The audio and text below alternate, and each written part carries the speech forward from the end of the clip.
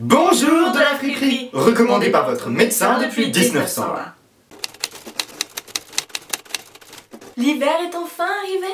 La neige. Les feux de cheminée. Et les vilains virus répugnants. C'est pourquoi aujourd'hui la friperie va vous apprendre comment ne pas tomber malade en hiver. Nous serons tous d'accord sur un point. En termes de santé, les grands-mères ont toujours un bon conseil pour nous. Mais sachant que je viens de 1920, j'ai l'âge d'être votre grand-mère, en plus jolie. Nous le savons, de nombreuses maladies se transmettent par contact avec d'autres personnes. Évitez donc tout contact avec les gens. Non, darling, nous ne te faisons pas la bise. Tout simplement car tu es potentiellement porteuse de germes, de miasmes et de virus dangereux. Et surtout parce qu'on n'en a vraiment pas envie, car physiquement tu es répugnante. On ne t'aime pas, mais on n'aime pas non plus les virus que tu véhicules. Comme quoi c'est pas contre toi. On s'appelle, on se fait une bouffe, à distance. Mais les maladies ne se transmettent pas seulement en contact de gens malades. Elles peuvent se transmettre par de la sueur, par des postillons ou par un éternuement, et bien d'autres. Uniquement des choses que font les gens pauvres. Et il paraîtrait même que si tu touches quelque chose que quelqu'un de malade a touché, tu peux tomber malade. Je ne veux plus vivre dans ce monde. C'est pourquoi le conseil suivant est le plus important à mes yeux. Ne sortez plus de chez vous, enfermez-vous. Comme ça, les maladies ne pourront pas vous atteindre. Grosse Bertha, vous sortez tout de suite. Vous passez par la douche de décontamination et vous brûlez vos habits, je sais pas. Ah, non, vous êtes pas viré. Vous êtes juste probablement malade. Être malade, c'est une raison de se faire virer, non? Oui, c'est une raison de renvoi. Oui. Bah, excusez-moi, Grosse Bertha, mais vous êtes renvoyée parce que vous êtes malade.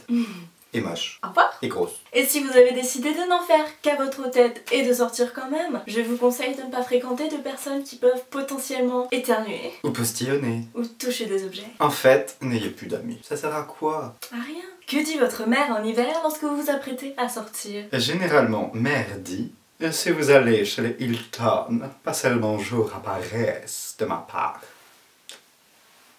Oui, mais les mères normales disent plus souvent « N'oublie pas de te couvrir » et elles ont raison. Mère nous a déjà dit ça? Moi non, mais mon assistante sûrement. Ce n'est pas le froid qui vous rend malade, mais en vous couvrant chaudement, vous allez pouvoir créer une armure qui empêchera les microbes de vous rendre malade. Oh mon Dieu! On a un code 2319! On a un 2319! Où ça, je le vois pas? Et que faire quand on commence vaguement à défaillir? Quand on commence à se sentir comme une vieille chaussette rabougrie, eh bien il faut sortir les grands moyens. Ah non, pas la bouillie de mamie. Et si! Et savez-vous ce qu'il faut pour faire de la bouillie de mamie? Oui, il faut de la mamie bouillie. Et sachant tous les médicaments qu'elle contiennent, faut vous guérir en 3 coups de cuillère à peau. Je n'en suis pas sûre. Bon, nous, pendant ce temps, on va aller acheter un lance-flamme pour brûler toutes les vilaines bactéries du manoir, ainsi que Grosse Bertha. Vraiment? Bon, eh bien, en attendant, nous vous disons à la prochaine fois, et surtout, n'oubliez pas... Cessez d'être laide!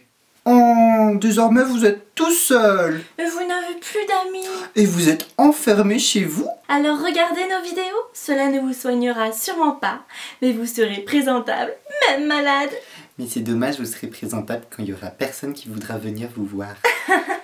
Vous avez pas de vie, la la la la la la la la la la la la. Et toc. Dans le temps.